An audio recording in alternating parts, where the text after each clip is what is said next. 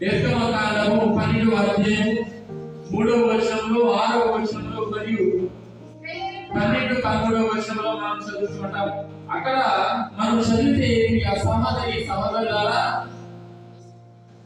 మరి ఒక ఏడాది పోతు మేక పిల్ల కానీ లేదంటే గొర్రె పిల్లను కానీ వారు తీసుకొని దానిని వధించి దాని యొక్క రక్తమును వారి యొక్క ఇళ్ళ గృహములకు మరి అడ్డు కమ్మల మీద దిగువ కమ్మల మీద మరి చిలకరించబడినప్పుడు మరి దేవుని దూత మరి వారిపై మరి ప్రయాణం చేసినప్పుడు మరి ఏ గృహములైతే ఈ యొక్క గొర్రె పిల్ల రక్తముతో మరి వారి యొక్క గృహముల మీద లేదంటే గృహ కమ్మల మీద మరి చిలకరించబడిందో వారు మాత్రం రక్షించబడుతూ ఉన్నారు.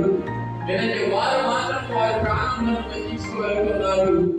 మిగిలిన వారు మరి మరణించడం జరుగుతుంది. ప్రియ సహోదరి సహోదరులారా, అక్కడ మనం గమనించినట్లయితే నిర్గమకాండంలో ఈ గొర్రె పిల్ల రక్తము ద్వారా వారి యొక్క ప్రాణాలను వారు రక్షించుకుంటూ ఉన్నారు.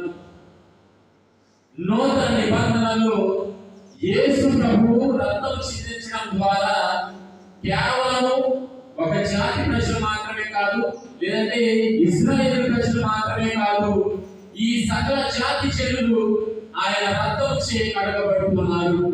ఆయన చిందించిన రక్తం చే ఈ సకల మానవాళి కూడా రక్షింపబడుతున్నారు అని ఈ రోజు బాప్తిస్మ యోహాను గారు యేసు ప్రభుని వైపు చూపిస్తూ ఇదిగో దేవుని గొర్రె పిల్ల అని బోధిస్తూ ఉన్నారు. ప్రియ సహోదరి సహోదరులారా, అందు గురించి మరి వారు ఏ విధంగా అయితే మరి